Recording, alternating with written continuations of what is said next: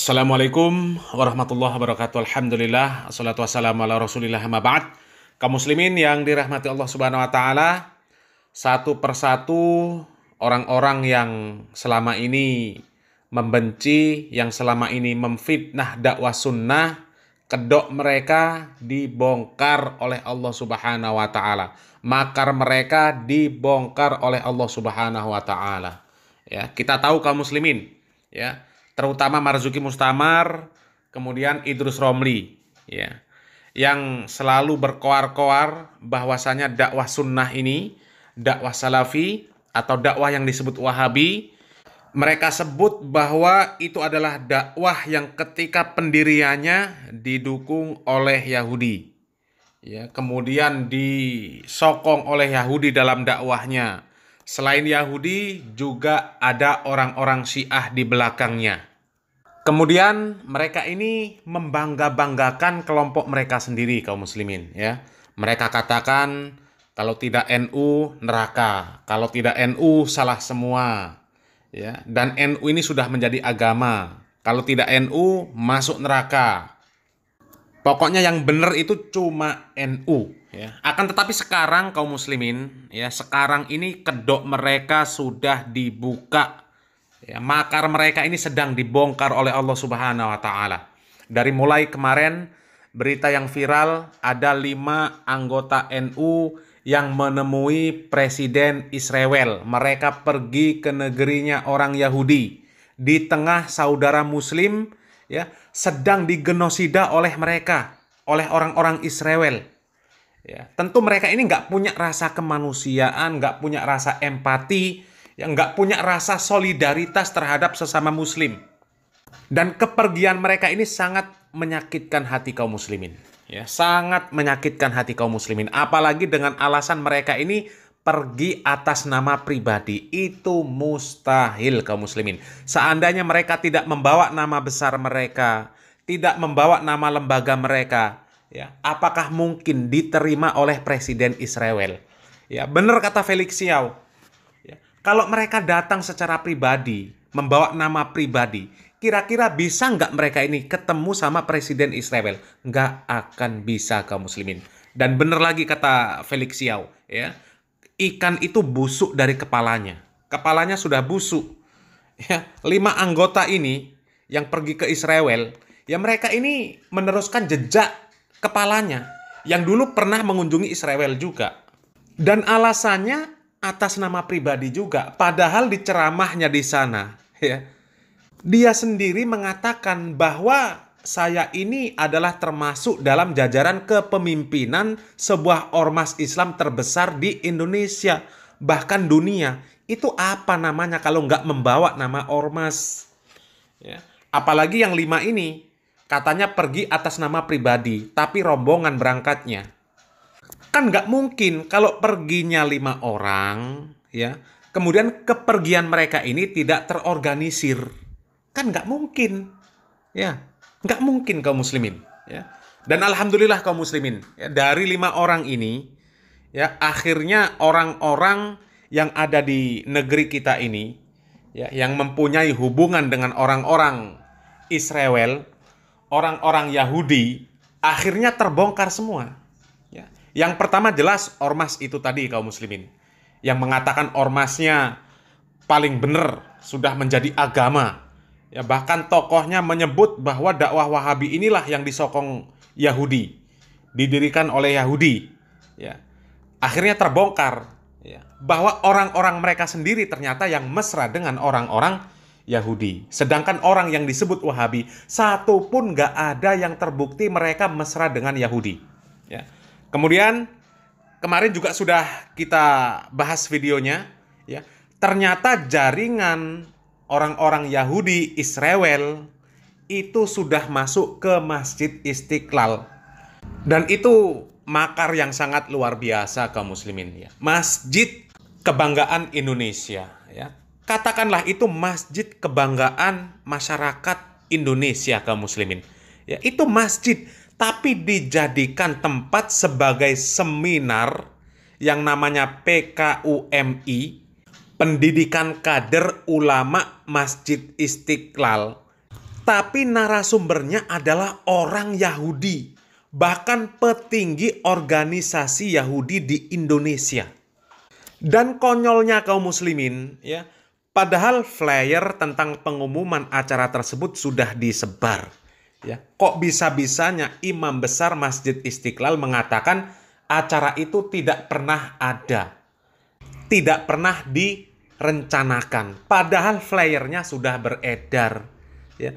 Kemudian di Instagramnya Voice of Istiqlal, flyernya sudah disebar, sudah diupload.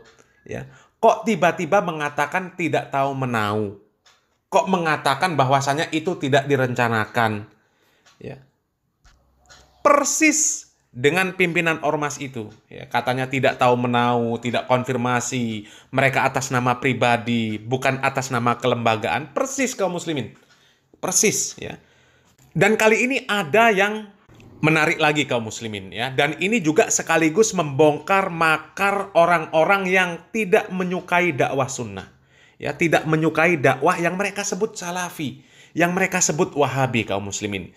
Kita masih ingat, ya, beberapa bulan yang lalu ada kajian Ustadz Dr. Syafiq Riza Basalamah yang sekiranya akan diadakan di sebuah masjid yang berlokasi di Sidoarjo, Jawa Timur, yang kemudian ditolak oleh Banser. Kemudian MUI pun angkat suara, ya, menanggapi tentang penolakan kajian Ustadz Dr. Syafiq Riza Basalamah tersebut. Ya. Dan kata MUI, ya, bahwa para ustadz, ya, yang mereka ini ditolak, kajiannya dibubarkan, mereka ini belum standar Majelis Ulama Indonesia. Ya, bayangkan, jadi Ustadz Dr. Syafiq Riza Basalamah itu belum standar Majelis Ulama Indonesia. Padahal kita tahu kaum muslimin, kajian-kajian beliau, ya, itu full daging kaum muslimin. Ya, full daging. Isinya ilmu, ya, bebas diakses oleh siapa saja, termasuk orang-orang Majelis Ulama Indonesia. Bisa mendengarkan kajian Ustadz Syafiq Riza Basalamah yang ada di internet, terutama yang ada di channel beliau, ya, SRB Official. Itu jumlahnya ratusan bahkan ribuan video. Itu semuanya bisa dicek kaum muslimin. Ya. Apakah sesuai dengan standar Majelis Ulama Indonesia atau tidak. Ya. Tapi dengan lantangnya Majelis Ulama Indonesia mengatakan bahwa para ustadz yang ditolak, dibubarkan kajiannya, mereka ini belum standar Majelis Ulama Indonesia. Akan tetapi di sisi lain, ketika viral Gufron, ya, kemudian sebelumnya ada Panji Gumilang, Majelis Ulama Indonesia mengatakan mereka tidak ada masalah, semuanya baik-baik saja, ya, tidak ada penyimpangan dan lain sebagainya. Ini kan parah namanya kaum muslimin, ya.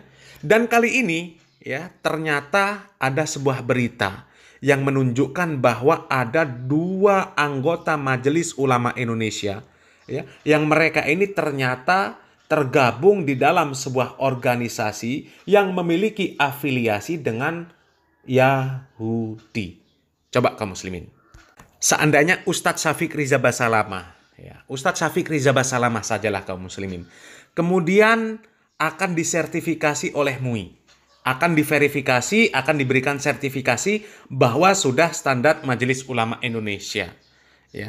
Akan tetapi yang melakukan verifikasi kemudian adalah orang-orang yang mereka tergabung di dalam organisasi Yahudi ini kaum muslimin. Apakah kira-kira Ustadz Dr. Syafiq Riza Basalamah ini bisa lulus kaum muslimin? Apakah bisa lulus sertifikasi? Ya, sementara kita tahu dakwah dari asatid Ahlus Sunnah wal Jamaah yang mereka sebut Wahabi, ini kuat penentangannya terhadap orang-orang yang memusuhi kaum muslimin, yang memerangi kaum muslimin. Kira-kira bisa nggak, ya, kemudian beliau ini terverifikasi standar Majelis Ulama Indonesia? Sementara yang akan memverifikasi adalah orang yang pro terhadap Yahudi. Dan coba kaum muslimin, ya, kita simak berita di mana ada 2 anggota Majelis Ulama Indonesia yang mereka ini tergabung di dalam sebuah organisasi yang berafiliasi dengan orang-orang Yahudi. Ketua Majelis Ulama Indonesia atau MUI bidang fatwa Muhammad Asrorun Ni'am Soleh mengumumkan bahwa MUI telah menonaktifkan 2 nama yang diduga terlibat dalam organisasi yang memiliki afiliasi dengan Yahudi. Langkah ini diambil menyusul pertemuan 5 kader Nahdlatul Ulama atau NU dengan Presiden Israel Isaac Herzog di Israel beberapa waktu lalu. Asrorun Ni'am menyampaikan informasi ini saat ditemui usai kegiatan musyawarah nasional ke-10 Forum Zakat di Padang, Sumatera Barat, Rabu kemarin. Namun ia menyebutkan secara rinci, tidak menyebutkan pemirsa siapa kedua identitas anggota MUI yang dinonaktifkan tersebut. Penonaktifan ini dilakukan untuk kepentingan klarifikasi pasca pertemuan 5 kader NU dengan Presiden Israel. Meskipun kedua nama itu tidak ikut berangkat dan bertemu dengan Presiden Israel, mereka terlibat dalam sebuah organisasi yang memiliki afiliasi dengan Yahudi. Penonaktifan ini merupakan langkah awal dalam proses klarifikasi yang lebih lanjut. Tuh kaum muslimin ya, ada 2 anggota Majelis Ulama Indonesia yang meskipun mereka tidak ikut pergi ke Israel untuk menemui Presiden Israel dengan 5 tokoh NU yang sudah pergi itu, ya, tapi keduanya ini sudah bergabung dengan organisasi yang berafiliasi dengan Yahudi. Coba kaum muslimin, ini 2 orang ini sayang tidak disebut namanya kaum muslimin ya. Harusnya disebut namanya, tampilkan gambarnya supaya masyarakat Indonesia ini tahu siapa sebenarnya pengkhianat-pengkhianat kaum muslimin ini. Ya, siapa orang-orang munafik yang ada di tubuh kaum muslimin. Ya, karena sudah jelas itu kaum muslimin. Ya, kaum muslimin ketika keimanan dirinya ini benar, tidak akan mungkin bergabung dengan orang-orang yang jelas-jelas memusuhi kaum muslimin. Apalagi jelas apa yang dilakukan oleh Israel terhadap saudara-saudara kita di Palestina. Nggak mungkin mereka nggak tahu kaum muslimin. Ya, berita tentang kondisi di sana, mereka nggak tahu, itu nggak mungkin. Ya. Jadi ini orang-orang munafik ini kaum muslimin. Jadi ibarat 2 orang ini ya dengan 5 orang dari NU yang pergi ke Israel itu ibarat pemain bola ya. Yang 2 ini jaga gawang kaum muslimin. Nah, ini yang 5 ini dia pemain yang bergerilya. Ya, penyerangnya. Yang 2 jaga gawang, nggak ikut pergi ke sana. Ya. Ini luar biasa. Harusnya disebutkan nama orang ini ya. 2 orang ini harusnya disebutkan seperti 5 orang dari tokoh NU itu. Ya, disebutkan namanya, ada gambarnya, orangnya. Jadi masyarakat ini bisa tahu ini wajah-wajah orang-orang munafik ini kaum muslimin ya. Coba kita lanjutkan videonya kaum muslimin, kita dengarkan bagaimana penjelasan dari Ketua MUI bidang fatwa ya, Bapak Asrorun Ni'am tadi kaum muslimin. Termasuk pihak yang diduga ada keterkaitan dengan MUI, ada 2 nama, itu sudah saya nonaktifkan. Kita nonaktifkan. Untuk kemudian untuk kepentingan memperoleh klarifikasi ya. Yang 2 dia nggak berangkat, tetapi dia tergabung di dalam organisasi yang di dalamnya ada dari Yahudi, dan pada tahun kemarin dia kunjungan ke Dubes. Nah kaum muslimin ya, jelas ada 2 orang dari anggota Majelis Ulama Indonesia yang mereka tergabung dengan sebuah organisasi yang memiliki hubungan dengan Yahudi kaum muslimin ya. Dan meskipun 2 orang ini kemarin tidak ikut pergi dengan 5 orang dari NU ke negeri Israel ya, tapi kedua orang ini di tahun sebelumnya sudah pergi mengunjungi ke Dubes Israel di Singapura kaum muslimin. Ini jelas pengkhianat kaum muslimin ini ya. Dan ini 2 orang ini yang sudah diketahui kaum muslimin. Bisa jadi ada yang lainnya yang belum diketahui ya. Karena jaringan mereka ini sangat masif kaum muslimin kalau dilihat kaum muslimin ya. Dilihat dari berita awalnya ketika 5 orang dari anggota NU yang pergi ke Israel akhirnya membongkar tentang siapa-siapa orang yang ada di Indonesia ini yang mereka punya posisi yang penting ternyata memiliki hubungan dengan orang-orang Yahudi, orang-orang Israel kaum muslimin. Bisa jadi 2 orang ini yang sudah ketahuan ya. Yang lain belum ketahuan Dan kemungkinan juga mereka akan diamankan ya, oleh teman-temannya. Ya. Kedok mereka ini ditutup-tutupi. Dan itu sangat mungkin terjadi kaum muslimin.